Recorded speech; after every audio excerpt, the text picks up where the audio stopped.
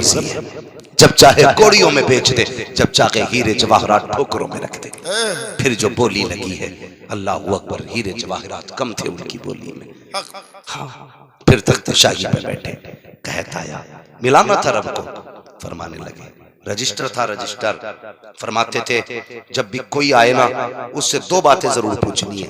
कौन सी? कहां से आए हो, क्या लेके आए हो? नाज लेने आए हो?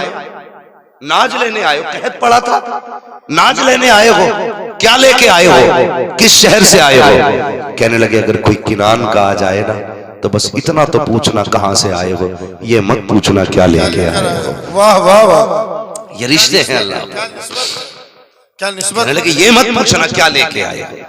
हजरत यूसुफ अलैहिस्सलाम के खुदाम खड़े हैं दरवाजे पे, जो आता था कहां से आए, फला जगह से, क्या लाए का सोना लाए हैं, क्या लाए के चांदी लाए हैं, क्या लाए के ये लाए हैं, उसके बदले में नाज दिया जाता। अल्लाह अकबर। एक दिन बारी आ गई हजरत यूसुफ के भाइयों की, कहा कहां से आए हो, कहा किनान से आए हो। इतना सुनना था, रजिस्टर बंद किया, तोड़ लगाई, कहा हुजूर के, कहा क्या बात है, कहा कुछ किनान के मेहमान आए हुए हैं। अल्लाह अकबर। वो भाई जिन्होंने कैद में डाला था, वो भाई जिन्होंने भाई के मुंह पे तमाचे मारे थे, वो भाई जिसने भाई को कौड़ियों में बेचा था, वो भाई कल जब दुश्मनी करके मौत के मुंह में धक्का दे के आए थे, वो भाई जिसने बेटे को बाप से जुदा किया था, वो भाई जो खून के प्यासे थे, आज वो भाई के दरवाजे पे सवाली बन के आ रहे हैं, मोहताज बन के आ रहे हैं। चाहते तो ये भी कर सकते थे कि उनको कैद में डाल देते, ये भी कर सकते थे कि सरतन से जुदा करा देते, इसलिए कि यूसुफ आज बादशाह बन करके बैठे हैं। लेकिन पता चला भाई आए हैं, सारी नफरतें खत्म हो गई। कहा ये तो पूछ लिया है कहां से आए हो,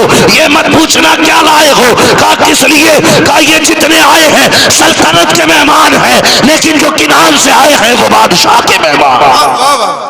नाराए तकबीर, नाराए रिसालत, उलमाए अहले सुन्नत, अल्लामा मुफ्ती हम्माद अली साहब क़िबला, माशाअल्लाह माशाअल्लाह। अपने दस्तरखान पर बिठाया, सोने के बर्तन में खाना खिलाया।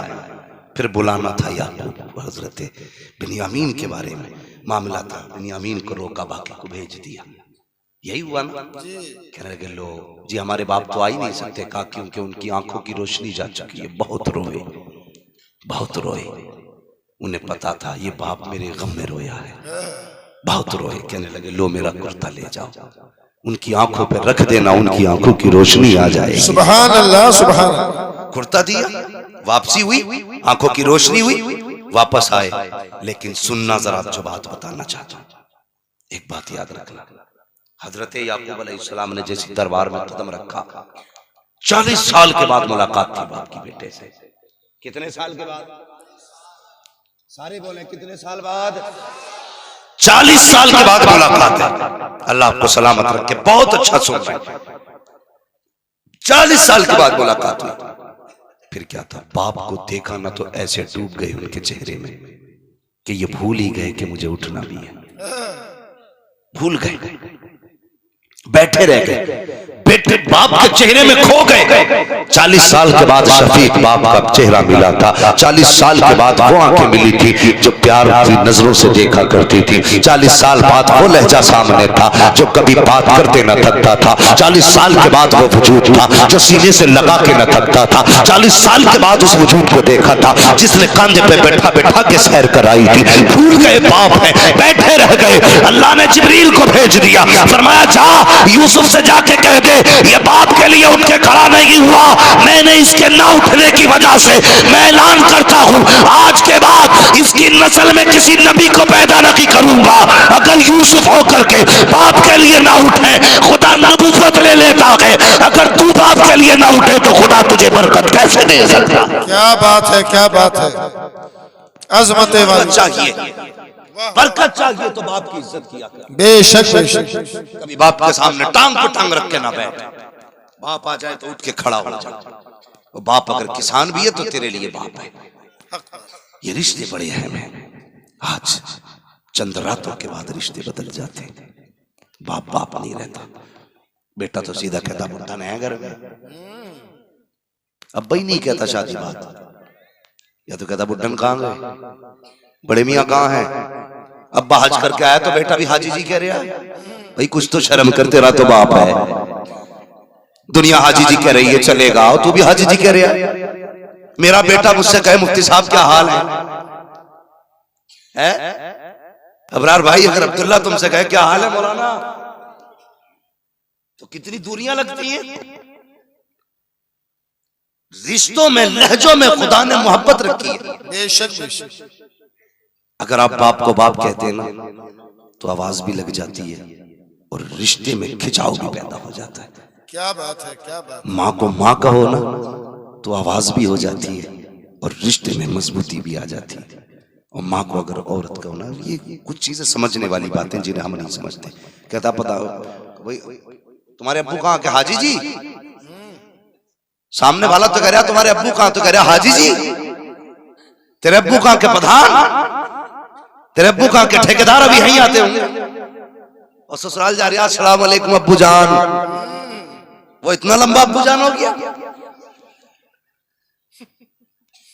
है?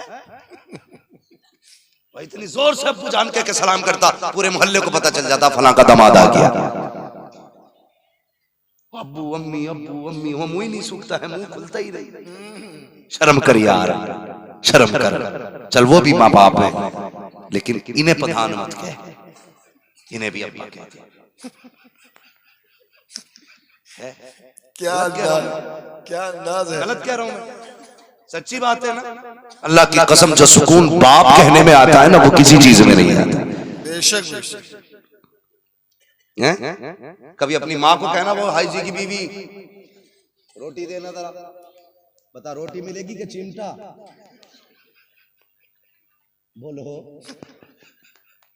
दो ही चीजें मिलेंगी, या चिमटा या पोटली। तो ये थोड़ा ख्याल करो रिश्तों का। अब्बा है तो अब्बा कहा करो, माँ है तो माँ कहा करो। इनके कान तरस जाते हैं कोई हमें बाप कहे। जिन पे औलाद नहीं होती ना, वो इसी जुमले के लिए रोते हैं। अल्लाह ऐसा, अल्लाह एक बेटा दे दे जो हमें बाप कह के आवाज दे। जवानों, अल्लाह करे सबके सरों पे सेहरे बंधे, जिनके नहीं बंधे हैं आमीन।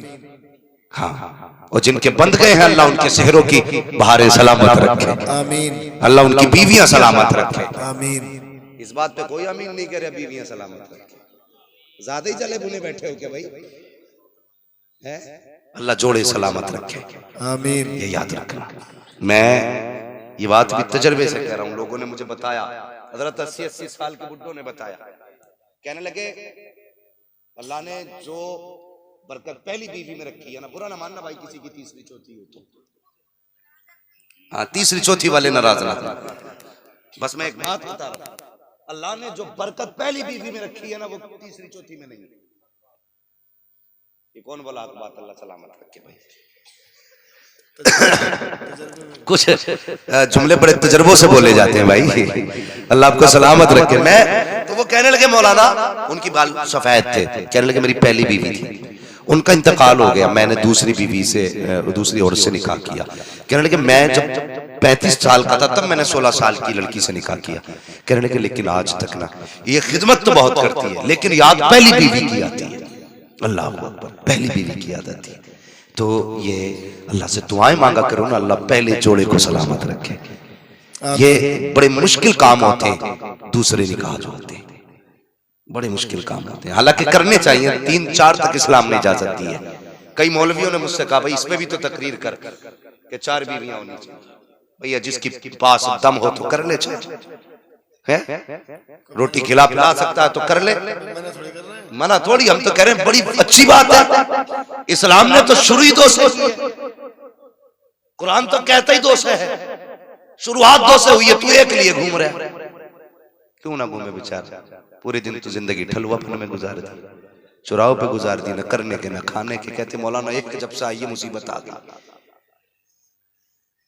मशवरे देने वाले लोग मिलेंगे आपको कि बेटे बड़ी बुरी जिंदगी है निकाह के, कहते हैं ना लोग, समझ लेना ये सबसे बड़ा ठलुआ है, सबसे बड़ा निकम्मा है।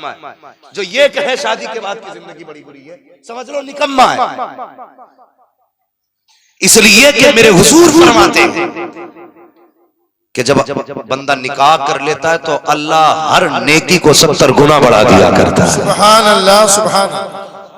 और इंसान मुकम्मल ही तब होता है जब निकाह कर लेता है। बेशक जब निकाह के बाद मुकम्मल है तो निकम्मे ठल्ले तो उससे किसने कह दिया निकाह के बाद जिंदगी मुसीबत?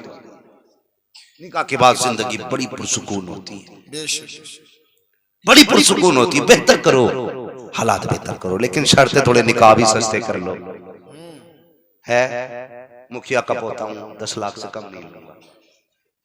ले जी भाई, इससे कम नहीं लेना मुझे भाई, 10-15 लाख तो चल